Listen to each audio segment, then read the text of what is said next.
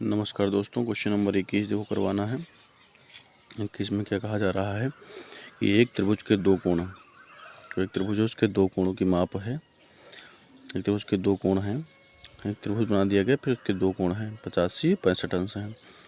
फिर कहें दूसरे त्रिभुज के दो कोण, फिर दूसरा एक त्रिभुज है उसके दो कोण की माप 30 अंश 65 अंश है। तो आप याद कीजिए कि क्या यह दोनों त्रिभुज समरूप हैं, कारण सहित उत्तर दीजिए। ठीक है, तो आपको बताना क्या ये समरूप होंगे नहीं होंगे। तो पहले हम दो त्रिभुज बना लेते हैं, उसके बाद जो है आगे सवाल को हल करेंगे। कोई दिक्कत नहीं, बहुत आसान सा सवाल है, कोई दिक्कत नहीं होनी चाहिए आपको। देखो यहाँ पे हम बनाने जा रहे हैं, हम साथ साथ में आपको सवाल दिखाते रहेंगे जो कहा जा रहा है। आप किताब लेके ज़रूर बैठें साथ में, ताकि आपको भी पता चलते जाए कि यहाँ सवाल करना कैसे है। ठीक है, ताकि आपको पता होते जाए। जैसा कि यहाँ कहा जा रहा है कि एक त्रिभुज के दो कोण की माप 85 65 है। तो पहले हम बना लेते हैं एक त्रिभुज। पहले जो है हम एक त्रिभुज बना लेते हैं, यहाँ से एक त्रिभुज की रचना करेंगे। ठीक है, सॉरी थोड़ा पेन जो है नहीं चला सही से। ए बना लिया, इसका नाम हम दे देंगे ए बी सी। एक त्रिभुज हो गया। फिर एक दूसरा त्रिभुज भी कह रहे हैं, दो त्रिभुज साथ में बना लेंगे। ठीक है, इसका नाम हम दे देंगे पी क्यू आर। दो त्रिभुज दे दिए। अब यहाँ पर ध्यान से देखना, क्वेश्चन आपका जो कह रहा है कि एक त्रिभुज के दो कोण 85 65 हैं।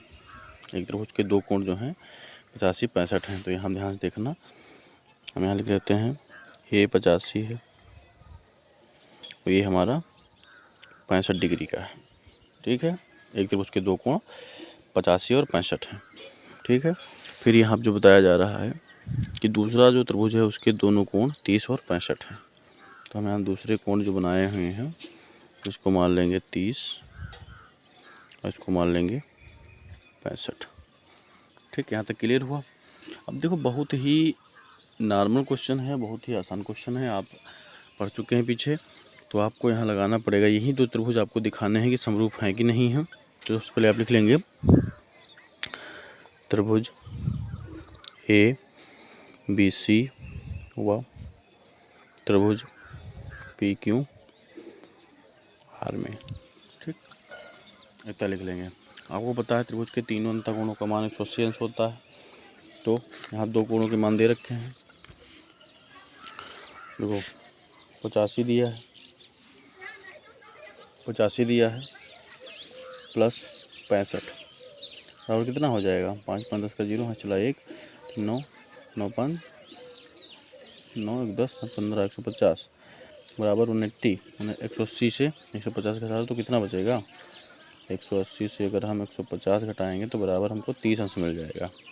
बचेगा नहीं बचेगा 30 अंश। त्रिभुज के तीनों अंतःकोणों का मान 180 अंश होता है, उस हिसाब से हमारा ये कोण जो होगा ये 30 अंश का होगा। तो यहाँ पे हम कर देंगे 30 अंश। डायरेक्ट से कर दिया है ताकि हमने निकाला, इसलिए हमने 30 अंश कर दिया। उसी तरह इसमें करना पड़ेगा। अगर ये 30 का है 65 का है तो ये कोण कितने का होगा। तो आप ध्यान से देखें, ये 30 का है 65 का है तो ये 85 का होगा, 85 का होगा। ठीक है, ये हो 85 का हमारा होगा।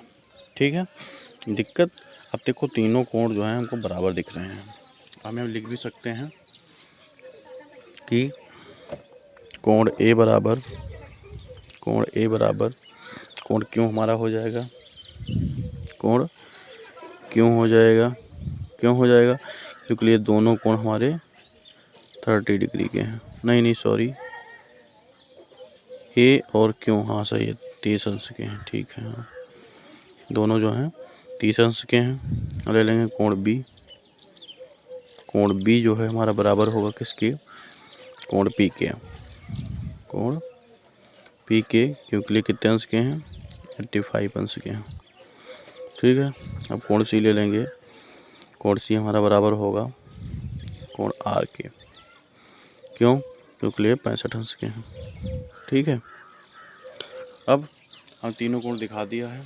आपको पता भी है कि त्रिभुज के जब तीनों कोण आपस में बराबर होते हैं तो जो है समरूप होते हैं। तो हम लिख सकते हैं के त्रिभुज ABC समरूप हैं,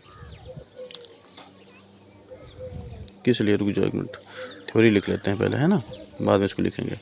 थ्योरी ये लिख देंगे कि एंगल एंगल एंगल मतलब तीनों कोण बराबर हैं तो एंगल एंगल कहा जाता है, या कोण कोण कहा जाए, एंगल एंगल समरूपता से। थ्योरी लिख लो, थ्योरी लिख देंगे तो एग्जामिनर अच्छे से समझ जाता है कि हाँ बच्चे को अच्छे से पता है, तो नंबर देने में हिचकिचाता नहीं। समरूपता से त्रिभुज ABC समरूप होगा त्रिभुज PQR की। यही आपको दिखाना था, ये हमने सिद्ध कर दिया है। पूछ रहा था छोटा सा पीछे कारण सहित बताइए, तो कारण में आप ये भी लिख सकते हैं कि त्रिभुज, दोनों त्रिभुजों के तीनों कोण बराबर होने के कारण दोनों त्रिभुज आपस में समरूप हैं। कारण में यही लिख सकते हैं, नहीं तो यहाँ तक दिखा सकते हैं, कोई दिक्कत नहीं है। कारण में आपको दिखाना है, अगर थोड़ा और लिखना है तो ये लिख सकते हैं कि दोनों त्रिभुजों में तीनों कोण आपस में बराबर होने के कारण दोनों त्रिभुज जो हैं आपस में समरूप हैं। ठीक है, ओके, धन्यवाद। अगले क्वेश्चन में अच्छे से और बताएंगे, सब नॉर्मल क्वेश्चन हैं और आपको वीडियो मिलते रहेंगे, अच्छे से पढ़ते रहिए, एग्जाम में काम आएगा। ओके, धन्यवाद।